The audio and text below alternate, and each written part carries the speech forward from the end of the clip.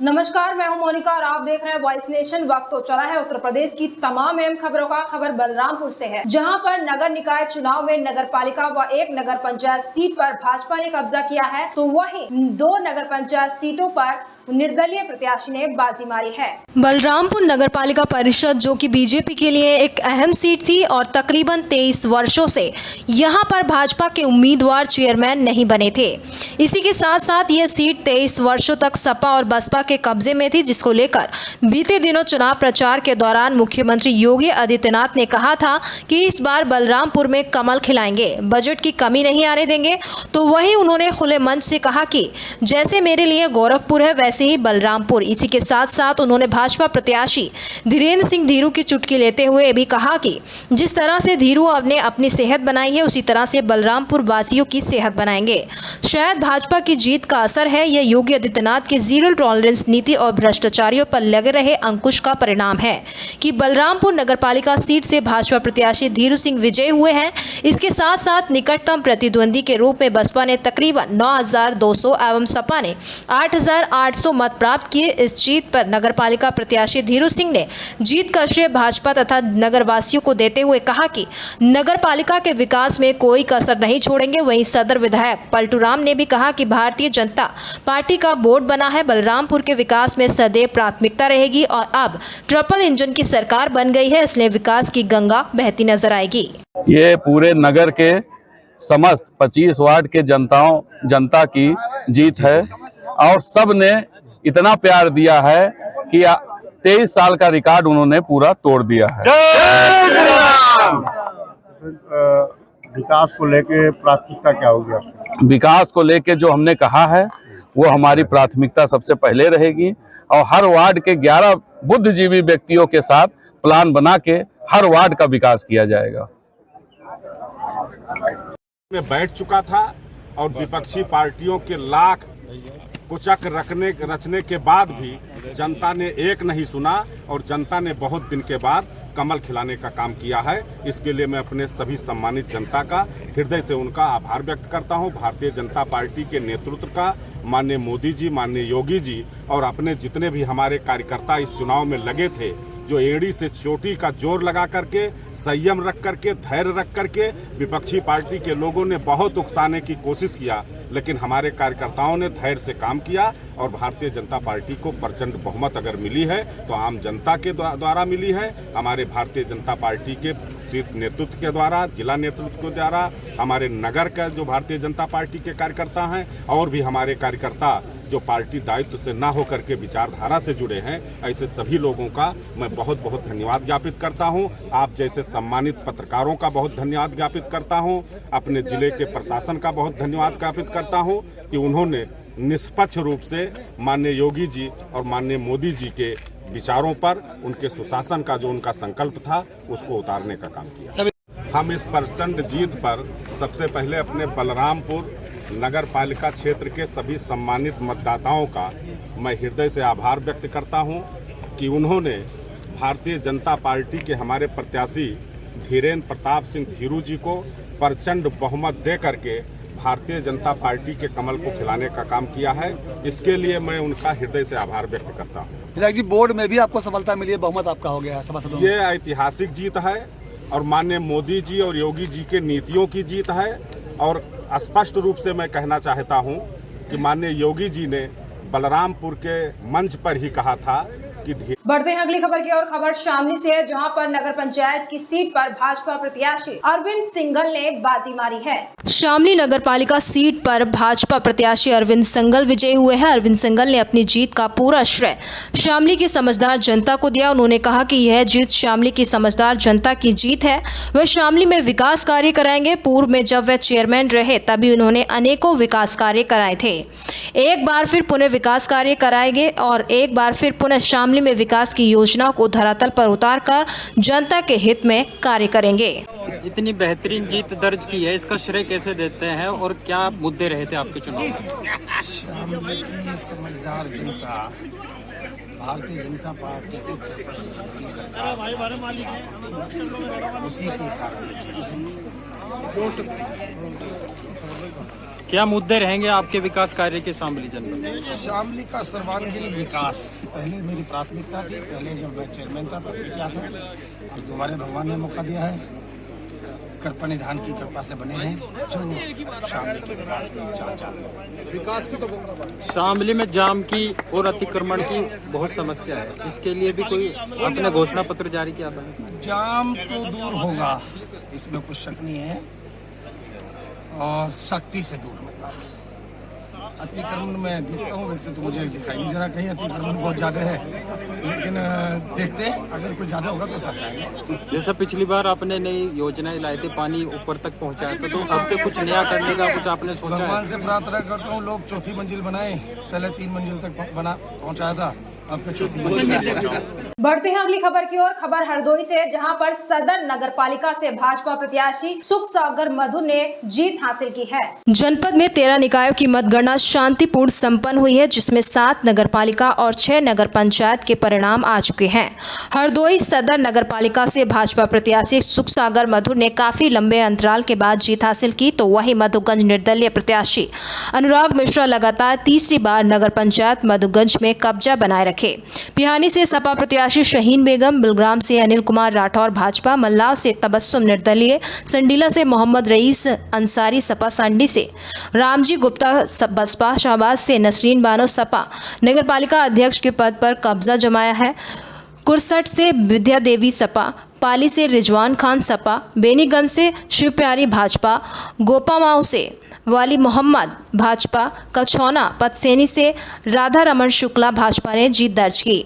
शाहबाद नगर पालिका सीट पर मंत्री रजनी तिवारी की साख दाव पर लगी थी। उन्होंने नगर में घर घर दस्तक दी और जमकर प्रचार किया।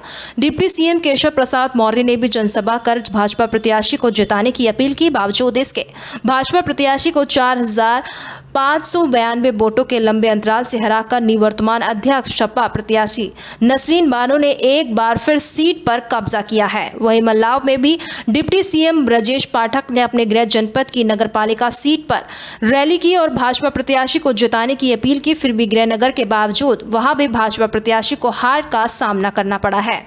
निर्दलीय प्रत्याशी तबस्सुम परवेज ने जीत हासिल की। फिलहाल भाजपा ने 2017 में एक सीट पर जीत दर्ज की थी, उसकी अपेक्षा इस बार बेहतर प्रदर्शन किया। प्रेषक समेत डीएम और एसपी दिन भर शांतिपूर्ण मतगणना के लिए निगाह बनाए रखे और सुचारू रूप से काउंटिंग कराने के निर्देश देते रहे। एसपी पश्चिमी दुर्गेश कुमार सिंह सुरक्षा की दृष्टि से अपने क्षेत्र में पूरी तरह से अलर्ट मोड पर रहे। उन्होंने कहीं भी किसी प्रकार के अराजकता न होने के निर्देश दिए। फिलहाल निकाय चुनाव शांतिपूर्ण संपन्न होने पर अधिकारियों ने राहत की सांस ली है। स्तर पर आप जगह जगह आप निरीक्षण कर रहे हैं, क्या पाया है आप आज? देखिए, जनपद में 5 स्थानों पर सभी 13 नगरीय निकायों की मतगणना चल रही है। यहाँ 5 नगरीय निकायों की मतगणना चल रही है। बिलग्राम, माधवगंज, मल्लावा, कुरसट और सांडी। मतगणना शांतिपूर्वक चल रही है और अच्छा माहौल है। 2 नगर पंचायतों में हमारी मतगणना का कार्य पूरा हो चुका है। केवल टेबलेशन का काम चल रहा है। अभी थोड़ी देर में रिजल्ट डिक्लेयर कर देंगे आरओ द्वारा। और बाकी में मतगणना चल रही है। 2 राउंड लगभग पूरी हो चुकी है। एक अंतिम राउंड की मतगणना बची हुई है, शायद 2 से 2.5-3 घंटे में पूरी करनी। सर, जो प्रत्याशी विजयी घोषित हैं वो यहाँ से ग्राउंड से बाहर निकलेंगे, अपने घर की तरफ जाएंगे, तो वहाँ पे लोग ढोल नगाड़े से अगर शोर शराबा मचाएंगे, उनके ऊपर क्या कार्रवाई होगी? मैं बता दूं और आपके माध्यम से, जितने भी हमारे विजयी प्रत्याशी यहाँ से जाएंगे वो शांतिपूर्वक अपने घर जाएंगे। विजय जुलूस निकालने पर पूरी तरह प्रतिबंध है। यदि किसी ने जुलूस निकाला, धारा 144 लागू है, उसका उल्लंघन मनाया जाएगा और तदनुसार उसके खिलाफ कार्रवाई भी की जाएगी। बढ़ते हैं अगली खबर की ओर। खबर गाजियाबाद से है, जहां पर नगर निगम ने स्वच्छ भारत सर्वेक्षण 2023 के तहत एक कंपटीशन कराया और छोटे स्कूली बच्चों को बुलाकर फ्लाइंग ओवर की दीवारों को पेंट कराया है। गाजियाबाद नगर निगम ने स्वच्छ सर्वेक्षण 2023 के तहत गाजियाबाद की आरडीसी स्थित एक फ्लाइंग ओवर की दीवारों को बच्चों द्वारा पेंट कराने का कार्य किया है। कहीं न कहीं नगर निगम के कार्य से गाजियाबाद में बच्चों और उनके अभिभावकों को अपना गाजियाबाद स्वच्छ बनाने की प्रेरणा भी मिलेगी। उत्तर प्रदेश प्रदेश में गाजियाबाद सफाई में प्रथम स्थान पर है। ऐसे में गाजियाबाद में बच्चों को साफ सफाई रखने के लिए प्रेरित करते हुए फ्लाइंग ओवर की दीवारों को पेंट कराने की प्रतियोगिता का आयोजन किया गया, जिसमें गाजियाबाद के 18 स्कूलों ने भाग लिया। बच्चों ने प्रतियोगिता में हिस्सा लेते हुए काफी उत्साह के साथ दीवारों को अलग अलग थीम के साथ पेंट करने का काम किया।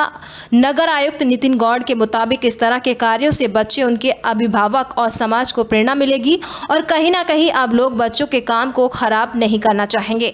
बच्चों ने काफी मेहनत से अलग अलग थीम पर पेंटिंग बनाई है। गाजियाबाद के 18 स्कूलों ने इस प्रतियोगिता में हिस्सा लिया है।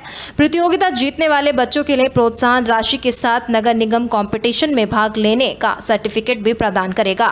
वहीं बच्चे भी मान रहे हैं कि इस तरह दीवारें पेंट करने में उन्हें मजा आ रहा है और कहीं ना कहीं यह उनके कॉम्पिटिटिव स्किल्स, आर्ट्स स्किल को बढ़ाने का काम है, जिसको बच्चे खूब एंजॉय के साथ कर। वहीं बच्चों के अध्यापकों का भी मानना है कि बच्चे इस तरह के कार्य करके काफी खुश हैं और बच्चों में साफ सफाई और स्वच्छता के प्रति जागरूकता बढ़ेगी और इस तरह कार्यक्रम में बच्चों और उनके परिवारों में और जागरूकता आएगी। नाम क्या है गुड़िया आपका? मेरा नाम जानवी खपराना है। जानवी, आज आप यहाँ पेंटिंग करने आए हैं, क्या क्या कुछ यहाँ पे आपका एक्सपीरियंस है? किस तरीके से आपको पता चला यहाँ पेंटिंग करने में? आपका बहुत बहुत शुक्रिया कि हमें यहाँ पे पार्टिसिपेट करने के लिए बोला।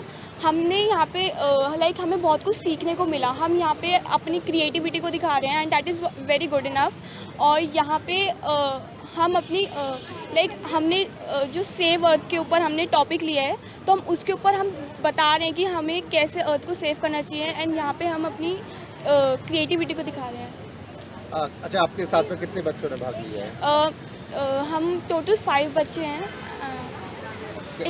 From इंग्राम institute. अच्छा, बच्चों को अक्सर घर में दीवारें पेंट करने से रोका जाता है, टोका जाता है, मना किया जाता है, और यहाँ पर खुद आपको दीवार पेंट करने दी जा रही है, तो कैसा अलग महसूस हो रहा है? एक्चुअली हम पहली बार ऐसे पेंट कर रहे हैं और बहुत ही अलग फीलिंग आ रही है एंड इट इज़ लाइक बहुत मज़े आ रहे हैं।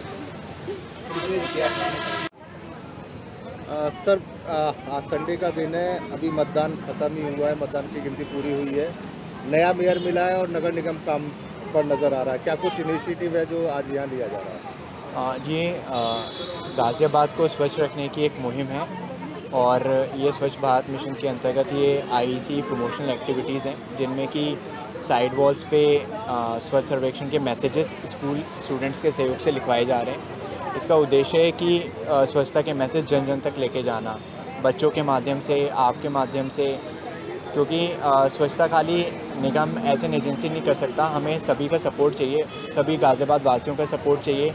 आपके माध्यम से अपील करता हूँ कि सभी लोग अपने घर एवं प्रतिष्ठानों का कूड़ा घर से ही अलग अलग करके दें, सूखा कूड़ा अलग, गीला कूड़ा अलग, ऐसे करके देंगे तो कूड़े के ढेर नहीं लगेंगे और आपका शहर स्वच्छ एवं स्वस्थ रहेगा। सर, अक्सर देखा जाता है कि शहर की सड़कें जो दीवारें होती हैं सड़क किनारे वो गंदी होती हैं, लोग फूक देते हैं, तो क्या इस तरह के स्वच्छता अभियान से लोगों में भी अवेयरनेस आएगी कि वो उससे जुड़े कनेक्ट कर पाएँ? जी बिल्कुल, जो भी ये स्वच्छ बाल दीवार के सामने से गुजरेगा वो देखेगा कि बच्चों ने बड़ी मेहनत से स्वच्छता का संदेश दिया है और आई एम श्योर कि कोई भी बच्चों की मेहनत को बेकार नहीं जाने देगा और बच्चों के इस मैसेज पे ज़रूर अमल किया जाएगा। सर, अलग अलग तरीके के यहाँ पे मैसेज दिए गए हैं, तो कितना प्रभावी होंगे और बच्चे और उनके परिवार कितना कनेक्ट हो पाएंगे इससे? जी, आप ये देखिए कि एक बच्चा अगर ऐसा करता है और मैसेज देता है तो उसके परिवार, उसके नेबरहुड, उसके फ्रेंड्स, उसके रिलेटिव सभी सेंसिटाइज होते हैं और इस दीवार के सामने से गुजरने वाला हर व्हीकल, हर पैदल चलने वाला हर कोई सेंसिटाइज होता है।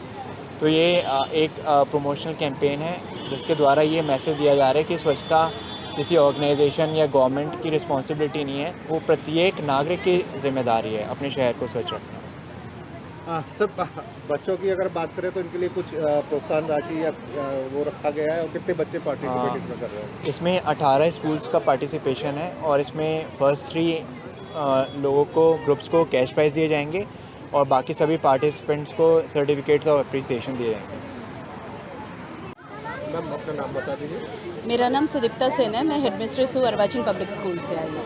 अच्छा, क्या कुछ कार्यक्रम है जिसमें आप अपने स्टूडेंट्स के साथ यहाँ पहुँची हैं? यहाँ स्वच्छ सर्वेक्षण के अंतर्गत जो क्लीनलीनेस अवेयरनेस है, वेस्ट टू वेल्थ के इस प्रोग्राम के वॉल पेंटिंग में हमें पार्टिसिपेट करने का मौका मिला है। We are very lucky to participate in this event. बच्चे आज पेंट करते हुए नज़र आ रहे हैं, अपना स्किल दिखाते हुए नज़र आ रहे हैं, तो कहीं ना कहीं लगता है जो मैसेज देने की कोशिश है उससे बच्चे कनेक्ट कर पाएंगे अपने आप को। हाँ, बिल्कुल कर पाएंगे बच्चे, क्योंकि हमारे स्कूल में बहुत सारी ये स्वच्छ अभियान के अंतर्गत बहुत सारे ऐसे हम एक्टिविटीज़ कराते रहते हैं, बच्चों को एकेडमिकली भी हम अवेयर कराते रहते हैं। सो बच्चे जो बना रहे हैं आज वॉल में कुछ मैसेज ज़रूर कन्वे करेंगे, जो कि पता चलेगा कि we are from Arvachin public school, something special. तो मैम इस तरह के प्रयास क्या बच्चों को स्वच्छता की तरफ जोड़ने, बच्चे और उनके परिवार को स्वच्छता की तरफ जोड़ने का बिल्कुल सर, इसी तरह से बच्चों को अगर वेस्ट टू वेल्थ जो इस साल का थीम है, इसको बिल्कुल बच्चों को अपने और इनके परिवार को स्वच्छता की तरफ जोड़ेंगे ज़रूर, और हम अपने प्रदेश का भी नाम ऊंचा करेंगे। क्या नाम है बेटा आपका? मेरा नाम कार्ति शर्मा है। क्या कुछ कर रहे हैं आप सुबह सुबह? आज संडे का दिन है। आज तो हम इस कंपटीशन के लिए आए थे, बहुत कुछ अच्छा लग रहा है। It's a very good competition, जैसे कि इस कंपटीशन से एक तो कॉम्पिटिटिव स्किल्स, आर्ट स्किल्स सब कुछ अच्छा है। इवन कहें तो ये कंपटीशन में जब आया तो स्टार्टिंग में एक मोटिवेशन था, we can do for something. और जैसे कि ये एनवायरनमेंट से रिलेटेड है, और एक तो चीज़ यहाँ पर जो मेरी रोड्स है, फ्लाईओवर है, वो भी थोड़ा सा इससे अट्रैक्टिव लगने लगेगा। मेरे तो यही रहा है।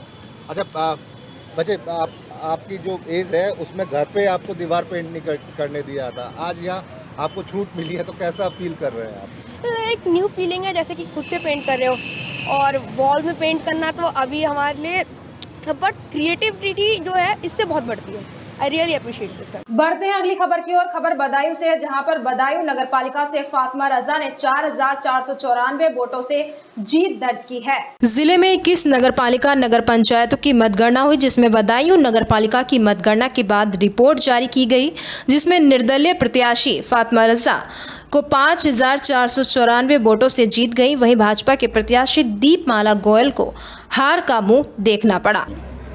ये सारा श्रेय बदायूं की जनता को है, जो आपसी सौहार्द और प्रेम का उन्होंने अपना जो विश्वास दिखाया है मुझ में, और बदायूं की जनता को मैं बहुत बहुत धन्यवाद अदा करना चाहती हूँ। ये जीत समाजवादी पार्टी की है या फिर आबिद रजा की है या फिर फातिमा रजा की है? ये जीत सबकी है, ये किसी एक की नहीं है, पूरे शहर की जनता की है और सभी की जीत है। क्या आपको लगता है कि जो दूसरे प्रत्याशी थे सपा समर्थित अपने आप को घोषित कर रहे थे, अगर वो आपके साथ खड़े होते तो क्या और लंबी जीत हो सकती थी आपकी?